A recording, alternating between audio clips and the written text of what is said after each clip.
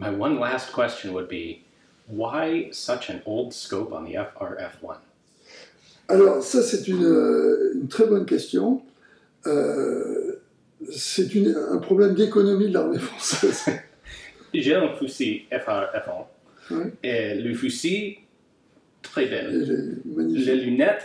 Oui, mais c'est pour ça que très rapidement, on a fait Djibouti avec l'APX, mais j'étais en train déjà de changer le système. Et j'ai donc fait faire des supports qui sont placés à la place, parce que le système, en plus le système est débile. L'ingénieur qui a inventé ça, c'est ce que j'appelle une élucubration d'ingénieur. Faire un système en 3 points, c'est avec le verrou, déjà, le support, il ne faut pas le démonter. Or, elle était faite pour être démontée, ce qui est débile.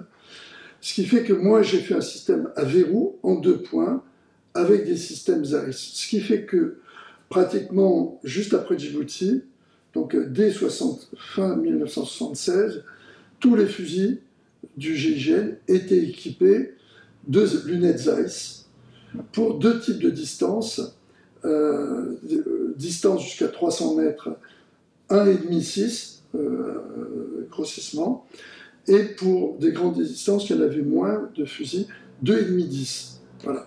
Mais en système à verrou. Et jamais, quand le couple fusil-lunettes était monté, jamais on démontait les lunettes. Plus jamais. Dès qu'on a fait les réglages, on ne touchait plus au montage. Donc, le FRF1, lorsqu'il a la lunette telle que nous l'avons montée, c'est la meilleure arme au monde actuellement. Le rapport poids-puissance, puisque ce n'est pas un boule barrel, c'est un canon accordé. Hein, c'est pour ça qu'il est si fin, il est réglé. Ce que l'on croit être un frein de bouche, en fait, c'est une vis de réglage pour régler la longueur d'onde de ce qu'on appelle la balistique interne. C'est la meilleure invention au monde, et cette arme qui fait 4,5 kg est une arme exceptionnelle. Pour l'avoir utilisée pendant des années, c'est une arme, il n'y a pas d'équivalent.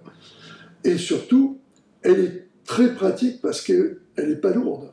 Tous les fusils actuels de tireurs d'élite, le moins lourd fait 9 kg. Voilà. Mais pour en revenir à votre question, c'est stupide d'avoir mis sur une si belle arme une lunette autant dépassée, qui était au moment, c'est la 56 je crois, la PX 56, elle était déjà dépassée, parce qu'elle était normalement sur une arme à répétition qui est le 49-56. Et voilà, pour une histoire d'économie imbécile, les meilleurs tirs se faisaient à 200 mètres sur l'équivalent d'une pièce de 5 francs à l'époque. Ouais. Je sais pas, ça fait un gros dollar, quoi.